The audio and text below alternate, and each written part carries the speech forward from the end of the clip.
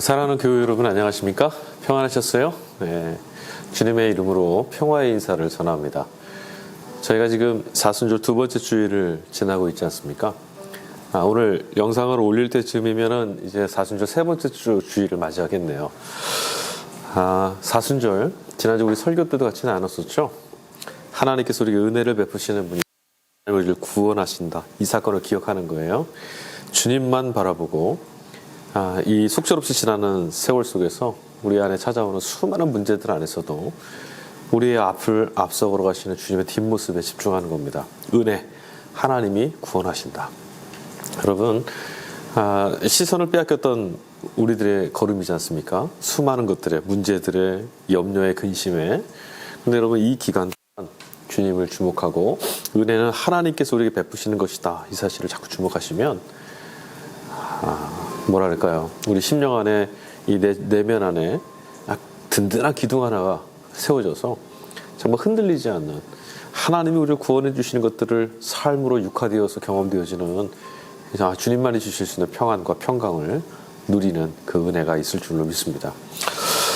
이제 또 우리 같이 말씀 읽기 해야 되는데 오늘은 18일차 말씀입니다. 제가 이번 주일에 첫날 설교 성경 본문 해차를 잘못 올려갖고 여러분 읽기에 조금 당황하셨을 것 같은데 용서와 사과를 좀 구합니다.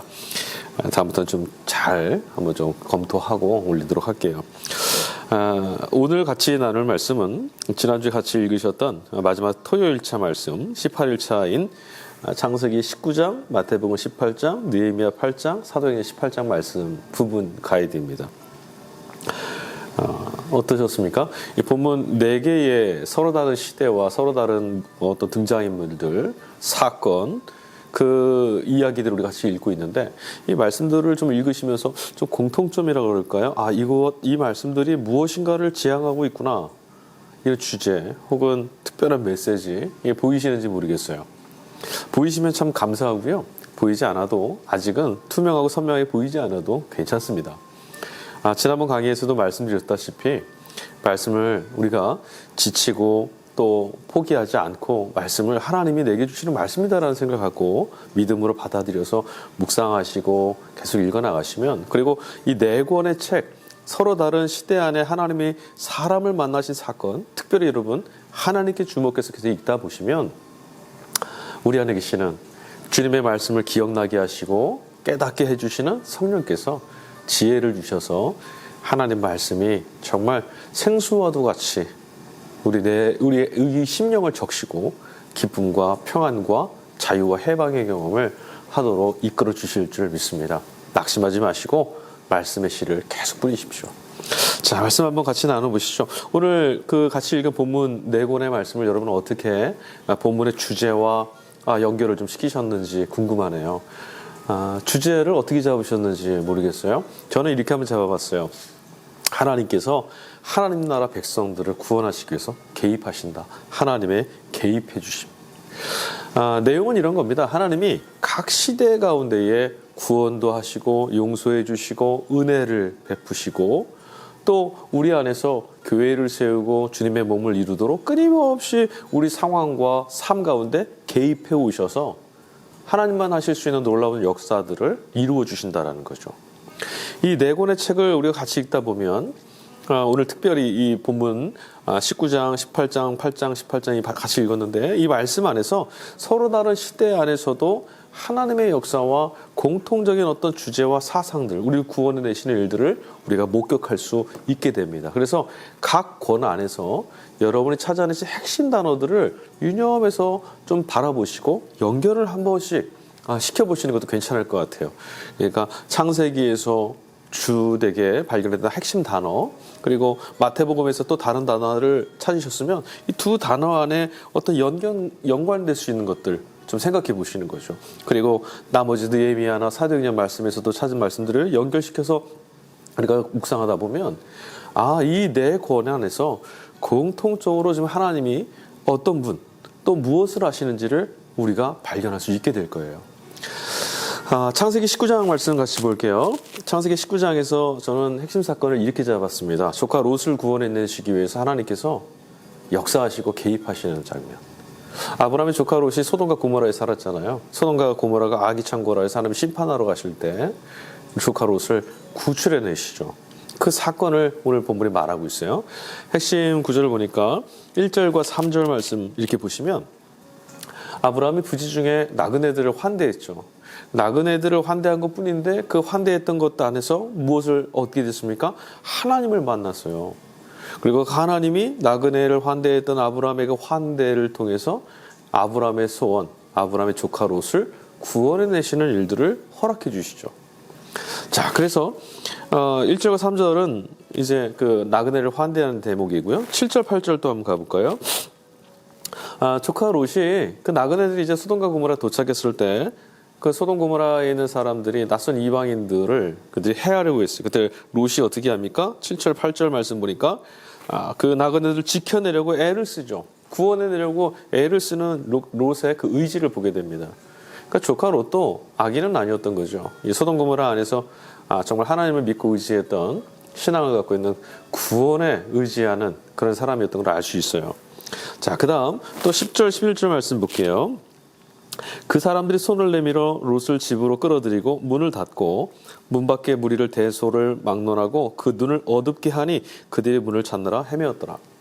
그럼에도 불구하고 그 소돔 고모라 사람들이 이 나그네들을 막 해하려고 했어요. 그리고 조카 롯도 막 함부로 이제 해하려고 했었죠. 그때 어떻게 했습니까? 그 나그네들이 조카 롯을 가정 안으로 끌어들이고 그들을 해하려고 했던 그 나머지 사람들의 눈을 어떻게 했습니까? 어둡게 했어요. 오늘 이 본문, 이 내용을 보면 불의의 폭력들, 불법함, 악, 이런 것들이 우리를 얼마나 우겨싸고 있습니까? 그런 삶의 자리에서도 하나님께서는 악인의 눈을 덮어서라도 어둡게 하심으로도 당신의 사람들을 건져내시는 분이라는 걸 우리는 알 수 있습니다. 그 다음 15절 또 17절 가보죠. 천사가 지금 조카 롯을요, 소돔 고모라 이제 막 멸망되기 직전, 그러니까 의인 10명 찾지 못해서 망하게 되었을 때 이 조카 롯을 재촉해서 이끌어내는 대목입니다. 이 무엇을 볼 수 있습니까? 롯의 가정에 손을 이끌고 구원을 향하여서 그들을 끌고 나가는 하나님의 전적인 개입 보게 되는 거죠.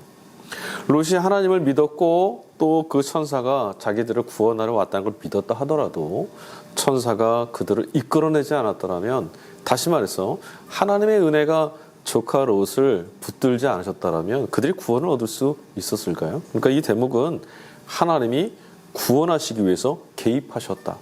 하나님의 은혜 사건을 보게 되는 거죠. 자, 그 다음 마태복음으로 한번 가보시죠. 마태복음 18장 말씀인데요. 예수님 말씀이에요. 다 지금 빨간색으로, 여러분 성경이 어떻게 되는지 모르겠지만 빨간색입니다. 그 주님의 말씀인 거죠. 자, 마태복음 18장에서는 여러분 어떤 것들을 좀 보실 수 있었을까요? 어떤 내용이 이 주님의 말씀 안에 담겨 있는 겁니까? 지금 이 말씀 안에서는요, 인간의 죄를 용서하시고 구원하시기 위해서 예수님께서 말씀에 대해서 그릇된 오해 가운데 사로잡혀 있는 이들을 지금 새롭게 이끌어 주시고 계세요. 다시 말씀드리자면 하나님 말씀에 대한 오해와 편견이 이들 안에 되게 많았었는데 그 말씀 안에서 하나님의 나라가, 하나님이 무엇을 중요히 여기시는지 그것을 오늘 예수님 풀어주시는 거죠. 자, 한번 보시죠. 3절과 6절 말씀 볼게요. 3절부터 6절 정도 보시면 어떤 내용입니까? 어린아이에 관한 이야기예요. 어린아이가 같지 않으면 누구도 천국에 들어갈 수 없다. 왜 그렇습니까?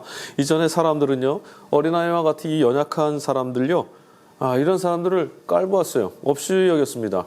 대수롭지 않게 여긴 거죠. 소중히 여기지 않았어요. 무시했었어요. 그런데 지금 어린아이와 같은 이가 아니면 하나님 나라에 들어갈 수 없다고. 즉, 업적이 없는, 내세울 것이 없는 어떤 사람이에요? 전적으로 하나님의 은혜에 기대지 않고는 살 수 없는. 다시 말씀드리면 여기 본문의 말씀 보시면 이 작은 자라는 말씀을 계속하세요. 그리고 이들을 통해서 믿는 자들 이렇게 말하거든요. 6절 볼게요. 누구든지 나를 믿는 이 작은 자. 이 작은 자가 누구냐면 주님을 믿고 있는 사람들, 즉 주님의 은혜에만 기대고 있는 사람들인 거예요. 세상에 드러낼 수 있는 업적, 율법적인 어떤 거창한 것들 없는 사람들이죠. 오직 하나님의 은혜 아니면 아무것도 없는, 내 것은 없는 사람들, 이런 사람들 주님 뭐라 하셨냐면 작은 자다라고 말씀하셨어요. 자, 그 다음 또 10절 말씀 보면 여기도 똑같은 말씀 나와요. 삼가 이 작은 자 중에 하나를 없이 여긴다면. 또 다른 말씀 볼게요. 14절 말씀. 이와 같이 이 작은 자 중에 하나라도, 그러니까 지금 하나님의 시선은 어디에 가 있습니까? 작은 자들, 연약한 이들, 우리의 기준과 세상의 기준으로 봐서는 자랑할 것도 없는 그런 이들, 하나님은 그들에게 주목하고 계시다는 것을 알 수 있습니다.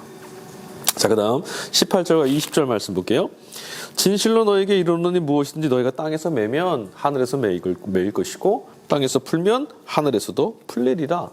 두세 사람이 있는 곳에 주님도 함께 계실 것이다. 이렇게 말씀하세요. 무엇을 풀고 왜 풀어야 되는 것이죠?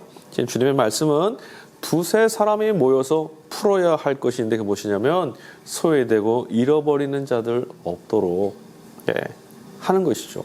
그 다음에 또 21절 22절 말씀 보면 용서에 관한 말씀 하고 있습니다. 근데 여기 뭐라고 하시죠? 여러분 유명한 말씀이죠. 7번씩 70번이라도 용서해라. 왜 용서합니까? 믿지 못하는 이들, 연약한 이들 잃어버리지 않도록. 자, 그 다음 또 볼게요. 35절 말씀입니다. 너희가 각각 마음으로 형제를 용서하지 아니하면 나의 하늘아버지께서도 너희에게 이와 같이 하시리라. 용서하는 이가 되어라. 왜요? 하나님이 용서하시는 분이니까. 그러니까 기존에 우리들의 마음들, 본성하고는 완전히 거스르는 말씀들이죠. 기존에 알고 있었던 것들, 율법을 잘 지켜서 뭔가 좀 하나님 앞에 드러내놓고 이런 것도 있어야 된다고 생각했는데 그것도 아니고 오직 전적으로 하나님께만 의지할 수밖에 없는 그런 이들을 하나님은 크다 말씀하신다는 거예요. 자, 그 다음 느헤미야 말씀 가보겠습니다. 8장 말씀인데요. 느헤미야 8장 말씀 전체에서는요, 하나님의 은혜를 베푸시기 위해서 통로로 사용하시는 것들이 계속 등장합니다. 어떤 것들이 등장하나 좀 보죠. 말씀에 대한 하나님 백성들의 반응, 그리고 그들을 그 반응 가운데를 인도하시고 은혜를 베푸시는 하나님의 역사가 오늘 본문에 등장해요. 자, 2절과 3절 말씀 볼게요. 일곱째 달 초하루에 제사장 에스라가 율법책을 갖고 사람들 앞에 섭니다. 그리고 강론하죠. 그 외치고 있죠. 그때 수문학 광장에 많은 사람들이 모였어요. 3절. 모든 사람 앞에서 읽음에 무사람이 그 율법책에 귀를 기울였는데, 여기 잘 주목해 보세요. 지금 어떤 것이 핵심 단어입니까? 율법책, 즉 말씀입니다. 말씀의 초대에 응답하고 있는데 그 응답하도록 하신 이가 누구죠? 하나님이에요. 여러분, 우리가 성경을 읽고 말씀을 읽고 예배를 드리고 기도하고 이런다고 생각하지만 사실 여러분, 하나님 말씀을 펴서 읽도록 우리 가운데 역사하시고 감동 주시는 분이 있어요. 하나님이시죠. 우리가 주님 앞에 예배하고 기도하는 것도 하나님께서 영으로 우리 안에 감동 주시지 않고는 할 수 없는 일입니다. 사람으로서는 할 수 없는 것이죠. 그래서 은혜의 사건인 거예요. 자, 말씀의 핵심 단어였습니다.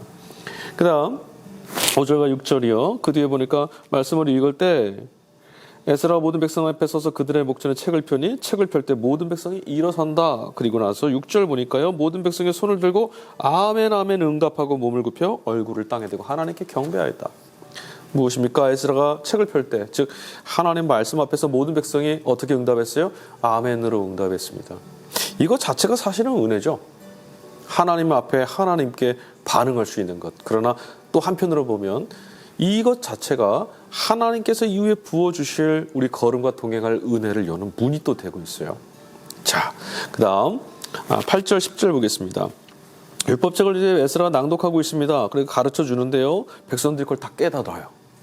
8절 보니까 백성의 그 낭독하는 것을 다 깨닫게 하니 율법의 말씀을 듣고 다 우는지라. 감동이 임하였습니다. 그리고 나서 에스라의 그 다음 메시지가 뭡니까?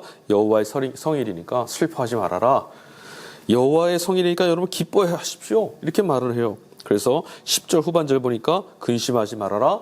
여호와로 인하여 기뻐하는 것이 너희의 힘이니라 하더라. 이렇게 말씀하고 있어요. 하나님 말씀을 지금 깨닫게 됐습니다. 하나님 말씀을 듣게 됐습니다. 그랬더니 지금 무엇을 경험하고 있는 겁니까? 어떤 일을 지금 경험하고 있어요? 하나님을 기뻐하는 것이 힘이라는 것을 경험하고 있어요.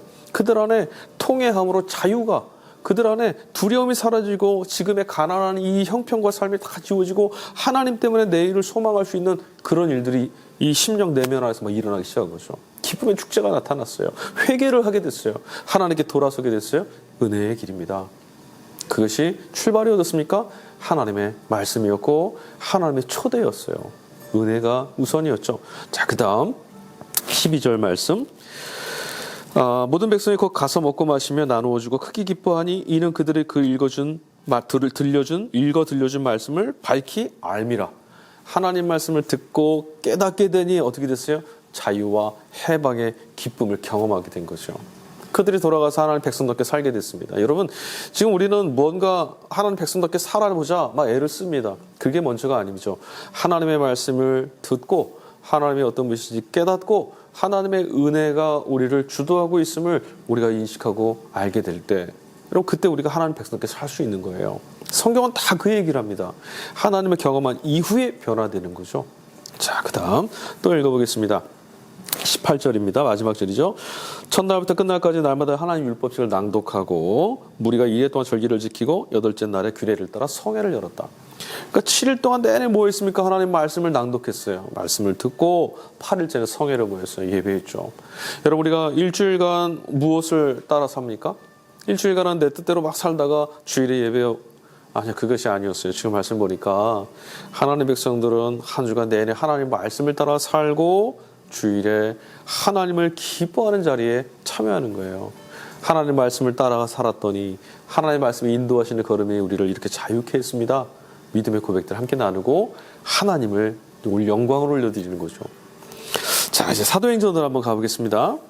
사도행전 18장 말씀은요, 교회를 세우기 위해서 하나님께서 어떻게 개입하고 계시는지를 우리에게 보여줍니다. 네, 한번 볼까요? 자, 1절과 3절 말씀이에요.